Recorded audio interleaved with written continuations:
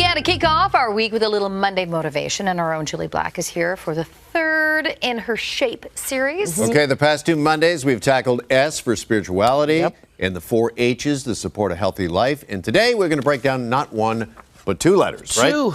Imagine a life where you wake up every morning loving your abilities and personality. All right. Okay, so when we're talking abilities, we're not just talking about, okay, I could throw a ball, I could do math well. It's like your abilities to be vulnerable, to share, to be generous, to be what I say, pardon me, truly, Jully, sometimes unruly. Okay, I like that. I like that. But you know what? We don't often think of the term abilities in an emotional sense. It's often so associated with the physical. That's right. But I like how you're turning it around a little bit. The ability to open up, the ability to be vulnerable. I'm going to quote Brene Brown. She says, the biggest measure of courage is vulnerability. Take that in. People are like afraid to cry. Like, oh, boys don't cry, girls don't cry. You know, suck it up. All of these things, right? Yeah. But when you put the word courage alongside vulnerability, it's like, okay, that's what I want to pump my chest and do more of. Right. Yeah. So are we afraid to be vulnerable just because we're afraid we're going to be judged? And do we need to look at this in a different way? And what are some of the advantages to, cultivating that ability to be a little more open and vulnerable? I love that you said cultivating, because it is a practice. It is something where, for me, I realize as an artist, singer, performer, that the more I'm vulnerable, especially on stage, I give the audience the opportunity to be free and to know that they're supported. It's a safe space, a brave space. So yeah, fear of judgment for sure. Jully, can I ask you, is that something you had to work on consciously as an artist? Because I think that's what elevates artists, whether they're singers or actors, from being good to being great, is the ability to be that vulnerable on a stage or in front of a camera. It's an access point. So yes, oftentimes I was reaching for the vulnerability to emote in like theater and television. And it's my coach that said, don't reach for that. It's being more so than trying to do. We all have experiences that we can see in our mind's eye type thing. But when we know we want to live freely, then it's more so, it's okay, seek the therapy. If you can't afford the therapy, this is therapy. Every Monday, group therapy, television therapy. But being able to come together and be like, oh, well, this is what I'm experiencing. How about you? Yeah.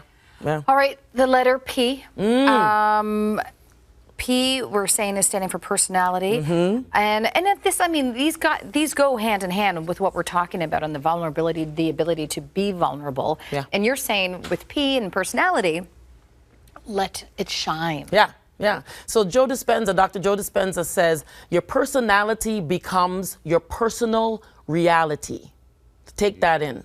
Right? So my mom told me since I was born, you are always charismatic, you're a loud baby, you're a fun baby, you're all the things that sometimes get shut down. You might have a big laugh, and someone says, you're laughing too loud.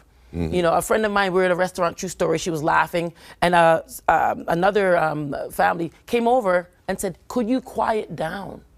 In the restaurant, this is a grown woman, and I saw her shrink. She became a shrunken violet right away.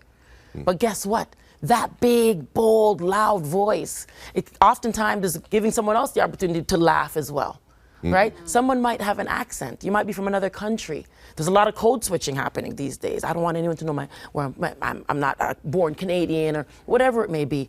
No, that's your secret sauce. That's your sauce. That's your identity, right? And when we talk about letting our real personalities shine, is that something that's just innate within us, or do you think your personality is something you can, I guess, manifest? I think that the system was installed in the womb. I think that we came born with it. Just observe babies, observe children. But at some point in life, somebody told us that was too much. And it sticks. So it's time to cultivate and yes, manifest through our mantras, for example.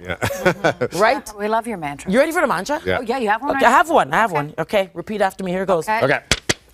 We don't get what we ask for, we get what we believe. We don't get what we ask for, we get what we believe. And what we believe about ourselves shows up in our energy. And what we believe about ourselves shows up in our energy. It's how we walk into a room. It's how we walk into a room. It's how we communicate through body language. It's how we communicate through body language. All right, that's our 4 lines for today. Okay. Yeah. Love it. All right. Yeah. Preach. Pray. Can I get an amen? That's also Give it to me. Amen. that's We also kicking? a P, by the way. Preach. That's me. Pray.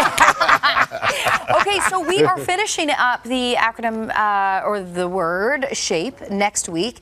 E. Experiences. Ooh, the shape of our experiences. And how they can shape us. You're getting Yes. it. You're getting All right. about to preach, Jeff. Jully Black, thank you so much. Can I Great get to an see amen you. up here? Amen. Amen.